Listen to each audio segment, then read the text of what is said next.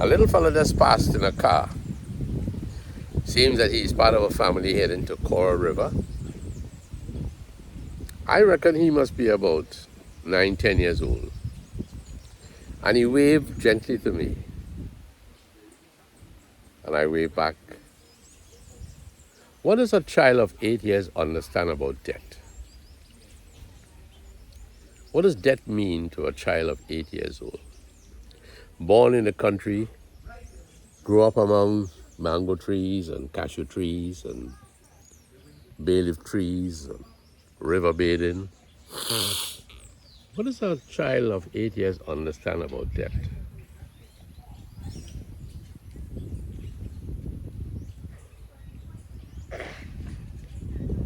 The first death in the Baptiste family, that is my immediate family, occurred when I was 8 years old. My eldest brother, I'm the last of 11, my eldest brother died at the age of 27. His wife was pregnant with the second child, and the first was just a year old.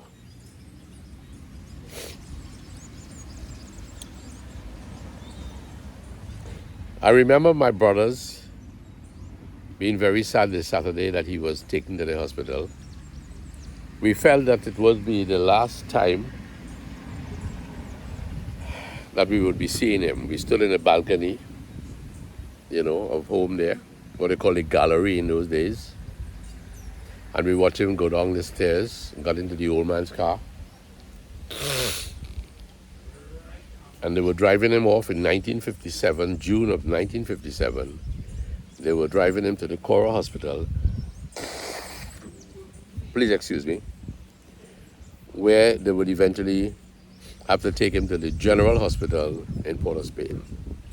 The General Hospital is not as you know it now, maybe with fancy doors and elevators. I remember visiting my grandfather, who was on my mother's side, my maternal grandfather. And he was there. It was a large room. I must have been about maybe 6'10". And there were blinds. There were blinds that separated patients or wards. I had no idea of what it would be like. I had no idea what it would be like to be in a hospital. I just knew my grandfather, Mr. Corby, was sick and he was in hospital, and mother took me along. I couldn't understand what illness was. I didn't understand the depth of diseases. Still don't. I didn't know whether it was a matter of life and death.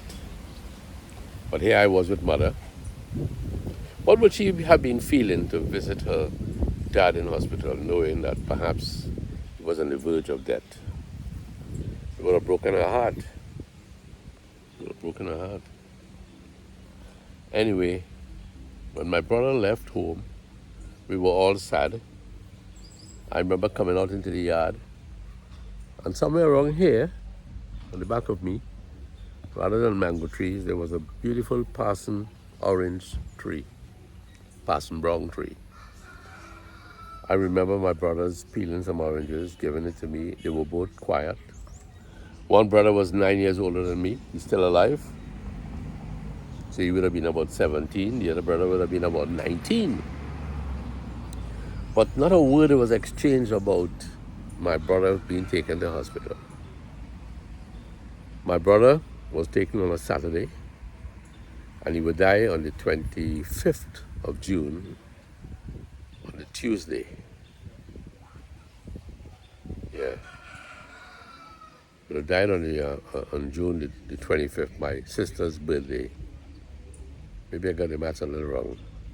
Nevertheless, what would I know about that? And the customary thing is to have a wake in the country. I remember leaving the room when they were saying these different prayers. I don't know that it meant anything to me. And while they were all bowed in in a solemn worship. I exited the room, and when I went into the living room, the dining room, outside, you know, there were folks around. Some were playing cards, you know, the customary thing in a funeral, a wake. They were playing cards, they were drinking, chatting, some were smoking.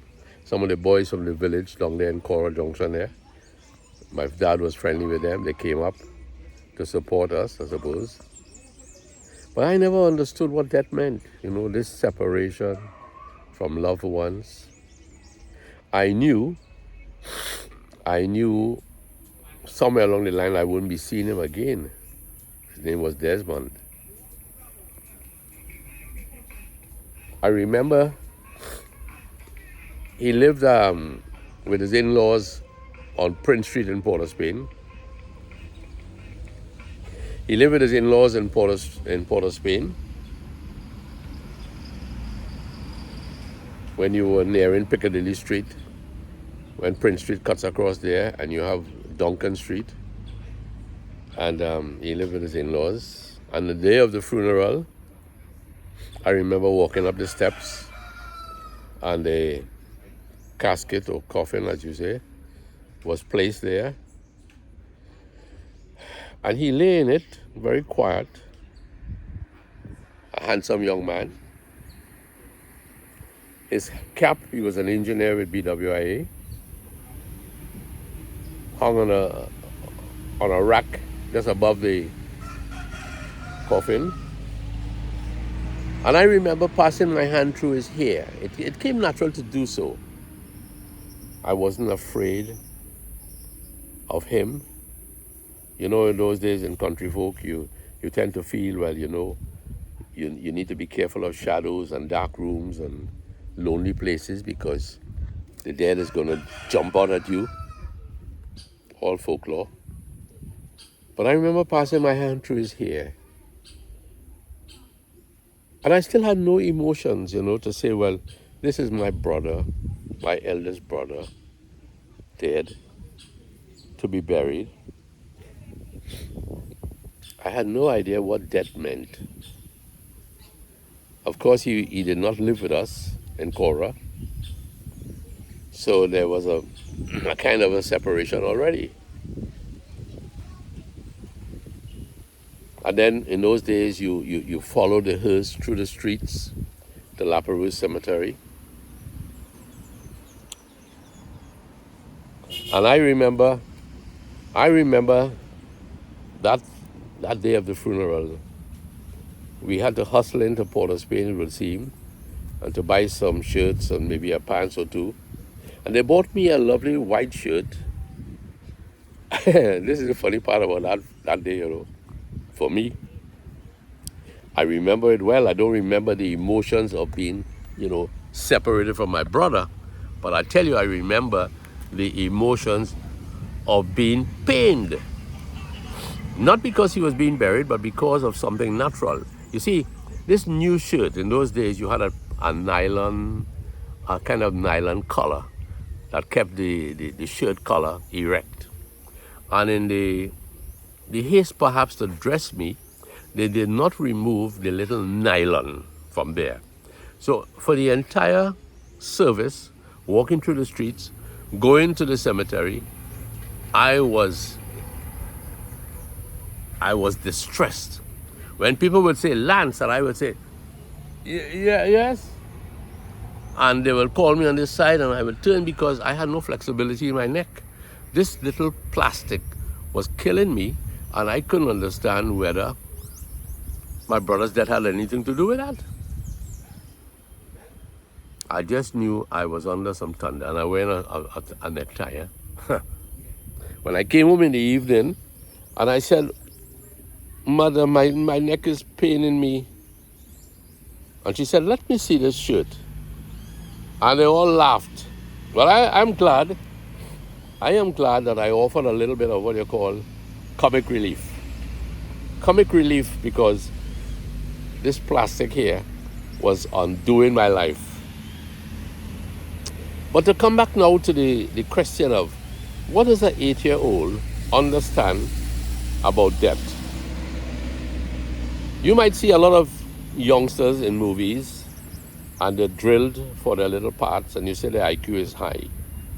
But what do they really understand about death?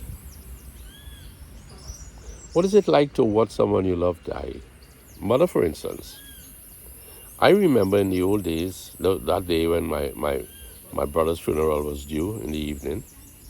No doubt it was about 4 o'clock. She was home with the old iron in the coal pot.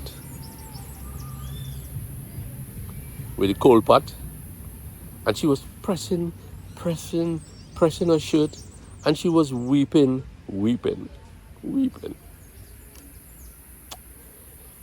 Her firstborn son at the age of 27 had passed away. And she was silently doing her duties. She must have been pressing the old man's shirt, I don't know, maybe his pants. And I looked at her.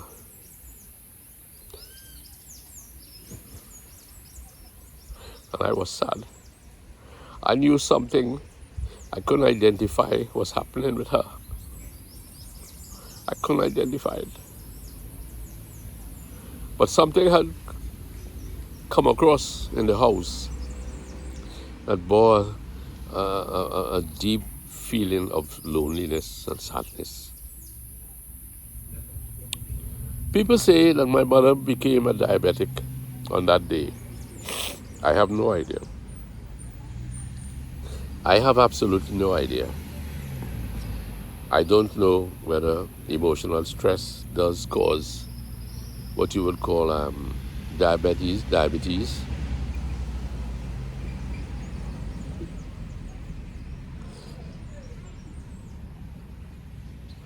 But I know now, having experienced our daughter's passing, that death is a very hard thing to come by. Mr. Simon, how are you? No, man. No, man. I will stop and talk to you. What do you say? Now she ain't gonna make you out from there. Yeah. She wearing a red or something? Yeah. I going okay, boy, Simon? You like this all night? Yeah, man. Simon, I'm doing a little video here on when your folks die. How do you feel about someone you love dying?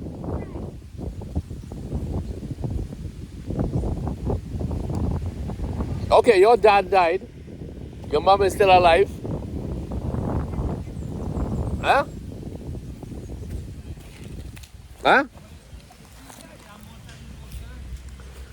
You don't mind if I come there? Huh? I can't hear you too well. This gentleman I'm going to talk to, his name is Simon. And we have known each other from boys. I'm older than him, I'm sure. And therefore, Luis, this is Mr. Benny's son-in-law. Paul Benny? Yeah. Paul Benny, you see? Yeah, Paul, tell me something. I mean, Mr. Simon. How do you feel when your dad died? How old were you then? Yeah, I just get a lot of emotional grief and all this. Grief? Mm-hmm. Yeah. It's a grief like it gripping it, I guess, and you can't get it over. Sometimes, you know, I was in prison and my father died. You were in prison? Yes, they come and they take me. They didn't take me to, they bring me to the funeral already. They brought you to the funeral? They didn't take me, they bring me to the funeral. They come and take me and said that she might be here. Now when they tell me. Say that again. I said, when my father died, and they come and take me out the cell, they didn't take me to carry me to the funeral or anything like that. They come and see my behavior first. Right. Right? Yeah. And my behavior was a kind of, shock, and I didn't know what to do. Like I was in a state. You show yourself, you see yourself in a state. People see yourself in a state when that happens. So they take me now with that state and they put me in a cell block and take off all my clothes and leave me in a cardboard alone because they feel like I don't know what they do that for. Well, I They think see you that were... behavior. Right? And I went down there and they want the place to grieve. Oh my God, there's a cell square so lock up. Are you inside there for days? No clothes, I can't able to sleep on because they feel like I might hang yourself because when they tell you first time about and they see your behavior, that was true. You Right. couldn't hold back that. Right. If my mother died now, how I go hold back that? Yeah. She gone. But I come to the conclusion that all of us come from the earth and we're going back to the earth. Back to the earth, eh? And our God is not the God from the doctrines. Our God is just, they call them elements. These are our God, the air, the water, the fire, and the earth. Right. Mankind was serving that from day one and started serving these false books.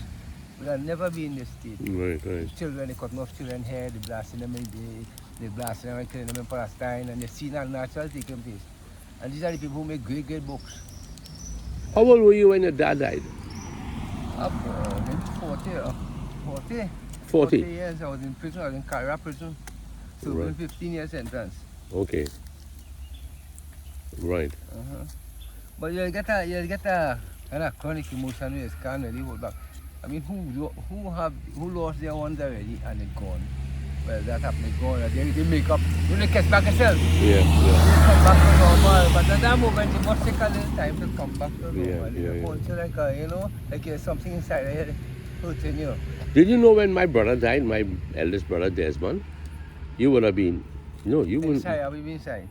No, man, he was Otherwise 20... Venezuela, because I spent most of my life in Venezuela after. Afterwards? After I left prison. I spent like 25 years only. 25 years? Speak Okay. Spanish, and I stayed there.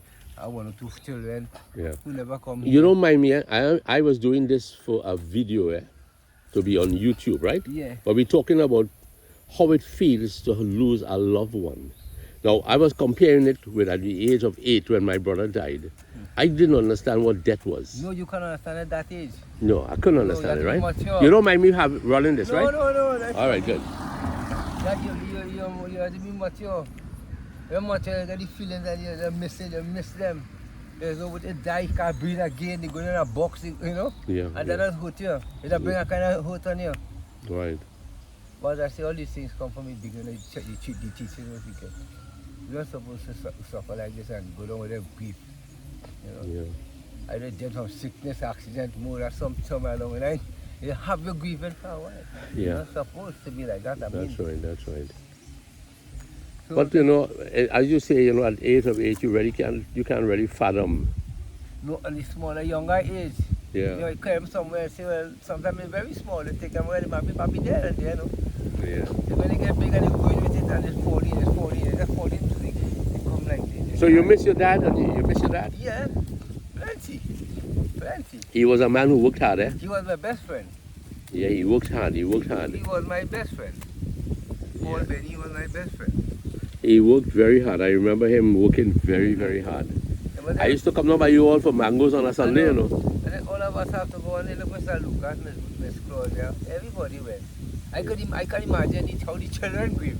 How the children feel. Taking you, eh? Yeah, on the bank. When somebody die, you have to imagine how the loved one go feel because when you don't know that person, somebody die next day, you don't know that person, but you can see how the family feel.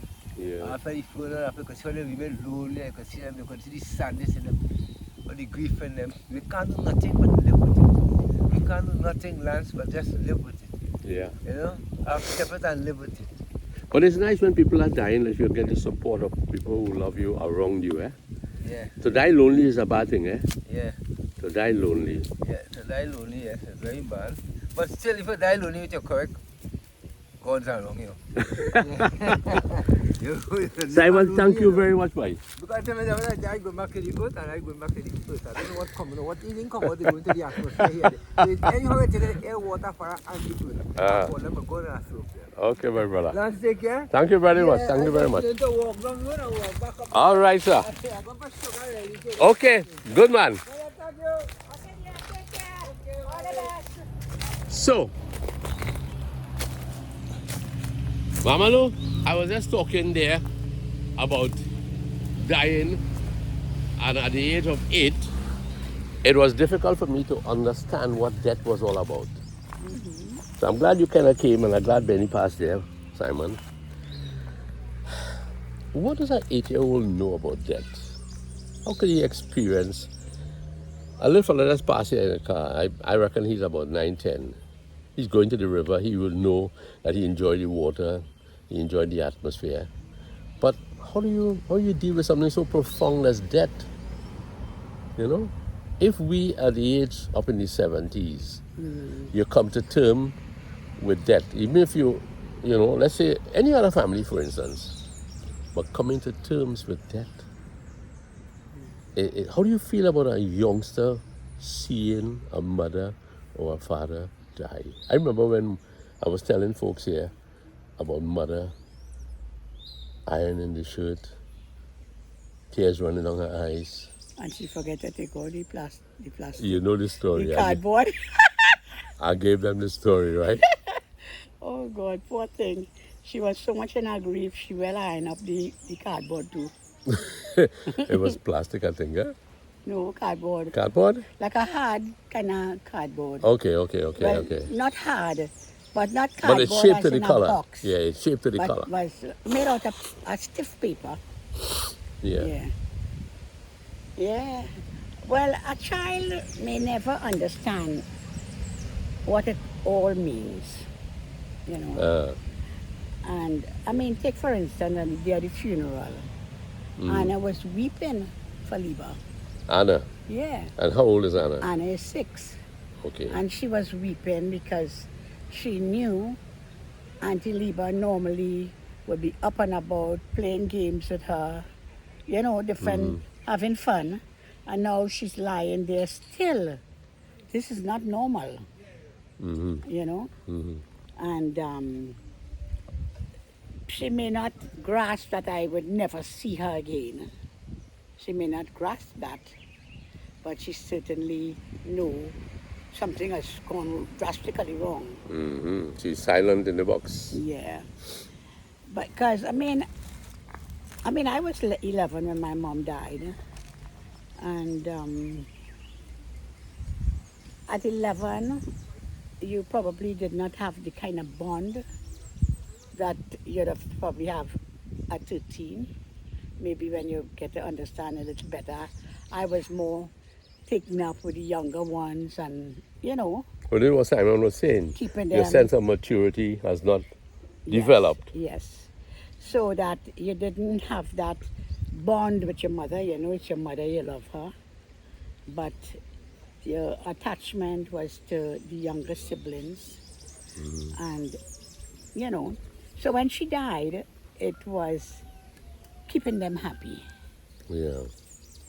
So I don't know. I was 11. I knew that she died and we're not going to see her. I knew what it meant. But still not understanding the loss. Right. You know? Hold on a second. Sydney wants something, Lion? No. Oh, they go ahead. Yeah, that's okay. You needed to talk to Granny? It's Tippy Tambo. Oh, yes. Okay, right. If you could turn the camera. Yeah, so I'm she going will- to tell you. I don't want... Yeah. Thank you very much, darling. We used to grow this up here, no? Serious? Yeah, must tell your daddy to You see plant where the some. garage is there? We used to... Mommy sent this? Yeah. Yeah. Thank you very much. Let me see. Tell that, your Louis. daddy that he could plant 1 or 2 before she boil them. Louis, come. Let me see this thing. When last all the sweet up jambo? Tupi Tambo boy. Wow. Look at that.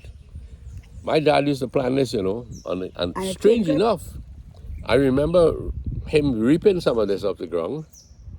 Thank you. You mean you eat it with the skin? I usually do. Even if the skin doesn't, I don't swallow it, you just remove it.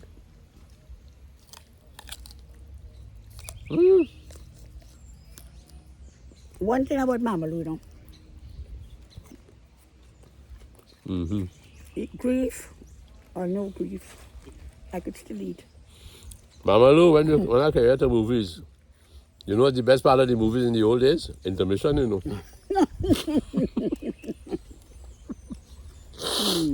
I have to go and buy her a Coke and a hot dog, Popcorn.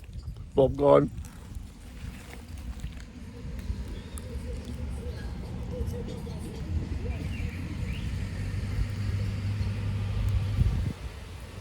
Mm-hmm. Well, this was a good day. Topi Tambo. Yeah, it's a good day in the country. A good day in the country. Wait! Any car? All right. He'll guide the way.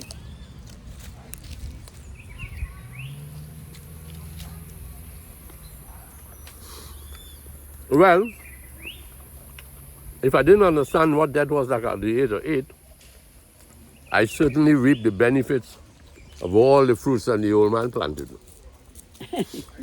Mm-hmm. Climate, mangoes, cashews, tonka bean. Cashew. Mm-hmm. Berry fruit, berry fruit. Berry vanilla cocoa, You drink it in cocoa. Creole cocoa, starch mango tree, Caura mango. Remember Caura mango? Your brother planted that. Mm. Father didn't plant that. Mm-hmm. And where the car is there was a huge red mango tree, or what you call long mango. And down at the foot. Over there also, beyond the fence, a huge long mango tree. And there was a big mango cover tree. Mm-hmm. Where the house is. Where the house is, where the coconut tree you can see there, Caura mango. And That was a nice mango boy. you grew up in the country, Healthy life. healthy life. No Yep. snacks, only fruits. Liba loved Caura. Liba used to come and walk as a little girl, pick whatever fruit she can. And that's why Lasana has the same thought now of planting the land that the children could reap. So this is just a small reflection of what a youngster goes through. Not understanding death, not understanding the separation, until you get to the age where you might better understand it. But we cannot challenge the good Lord above. We cannot challenge him, we cannot question him, we cannot deny him. So friends, once again,